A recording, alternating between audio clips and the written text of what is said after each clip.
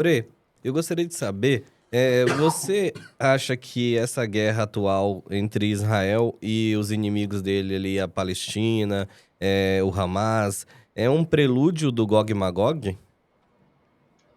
Boa Boa pergunta. pergunta. Boa pergunta. Ó, falamos junto. Sobre Gog e Magog, nós temos ali diversas interpretações, né, que ao longo da história foram surgindo, até porque os textos proféticos são muito simbólicos, cheios de mistério, então realmente levanta aí algumas dúvidas do que exatamente vai acontecer, qual povo exatamente é, mas indo direto ao ponto, nós percebemos com a profecia de Ezequiel que ali tem uma coalizão de nações que vai vir contra Israel nos últimos dias. Nós temos ali alguns comentários rabínicos, como o Rabino Maharal de Praga, que ele fala que Gog e Magog representam 70 nações do mundo. E no contexto judaico, 70 nações se refere à totalidade dos povos da terra. Ou seja, Gog e Magog não se limitaria ali a apenas a um país ou um único grupo, mas simbolizaria um ataque global contra Israel. Isso é muito E interessante até, porque para mim já existe um ataque global contra Israel, um ataque de antissemitismo, um ataque Já existe.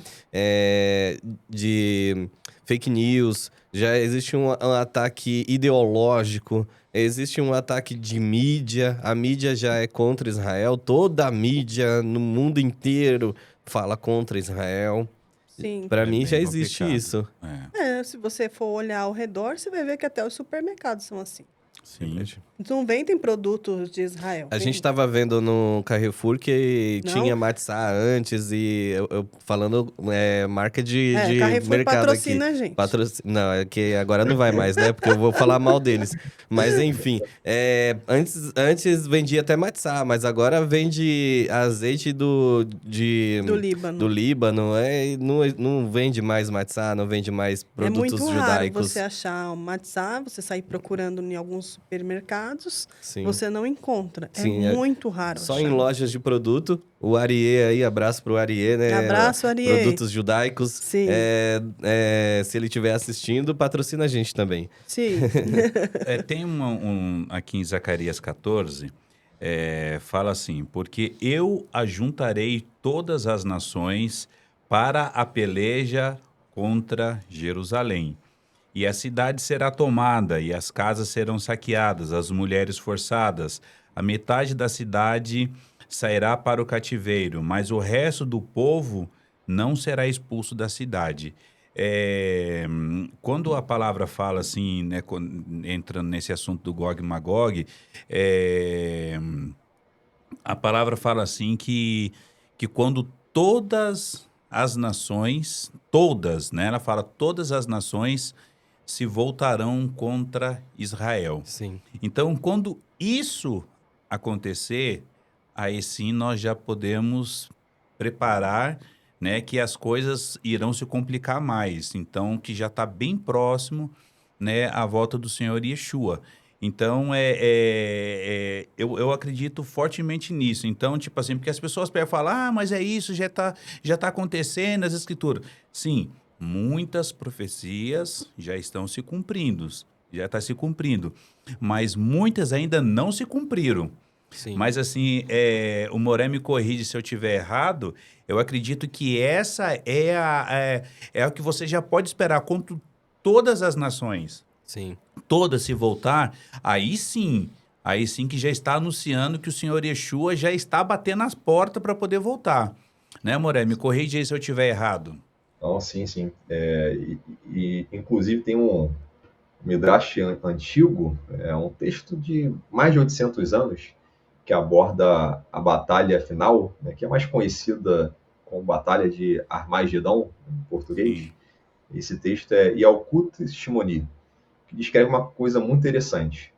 Ele fala o seguinte, que antes da chegada do reinado do Messias, antes dele se revelar, todas as nações do mundo entrarão em conflito. E o que é curioso é o seguinte, para se entrar em conflito, muitas vezes basta que comece uma contra um. A Primeira Guerra começou assim, Não a precisa de muita Segunda Guerra coisa, também né? é assim.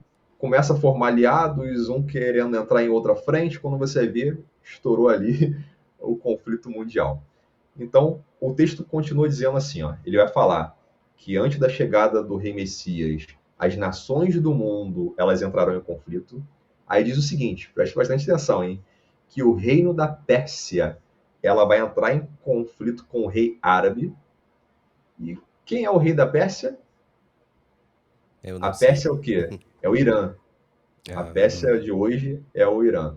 Então diz que a Pérsia vai entrar em guerra contra o rei árabe e depois diz o seguinte, que o rei da Pérsia vai tentar destruir o mundo inteiro.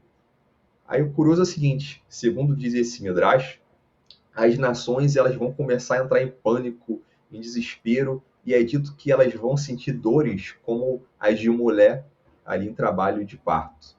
E aí o povo judeu, segundo diz o Midrash, vai começar a falar: para onde iremos? Não temos para onde ir. E aí é o momento aonde o Eterno se revela. Ele vem, o rei Messias, e fala: meus filhos, não tenham medo. O que eu fiz foi por vocês. Chegou a hora da vossa redenção. Amém. E é um Amém. texto muito antigo, de 800 anos, Akadosh Baruch. e vamos ver como ele se conecta com os dias de hoje. Porque quem que patrocinou tudo isso que nós vemos, todos esses ataques? Foi justamente o Irã. Por procuração, ele usou o Hamas, assim como usa ali o Hezbollah, entre outras frentes ali mais. Então, a gente vê um texto ali que pode ser que né, a batalha final, de fato, ela seja influenciada por alguma batalha ali entre as nações árabes e alguma coisa aí venha a desencadear.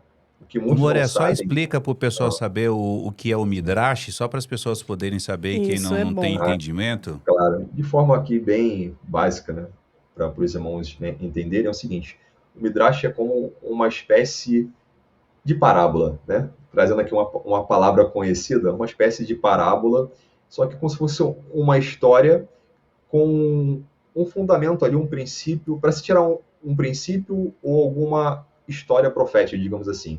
Então, não necessariamente é uma profecia, algo que aconteceu, mas ele quer extrair uma lição. Então, tem-se justamente o Midrash para que a gente venha a aprender através de uma parábola, através é, do texto ali, um princípio de algo. Realmente, o curioso é que nesse Midrash a gente vê em forma de profecia, como se de fato tivesse uma narrativa de algo que vai acontecer. Não é comum ver esse tipo de Midrash, mas no Yalkut Shimoni nós temos esse, que faz parte da literatura judaica. muito bom, Agora a gente muito vê bom. Agora, de fato, a Pode. gente vê hoje, né, inclusive, é até estranho, mas a gente vê uma guerra intensa, né, em termos de ódio, também no meio árabe, entre xiitas e sunitas. Então, o Irã é doido para acabar com a Arábia Saudita também. E a gente vê esse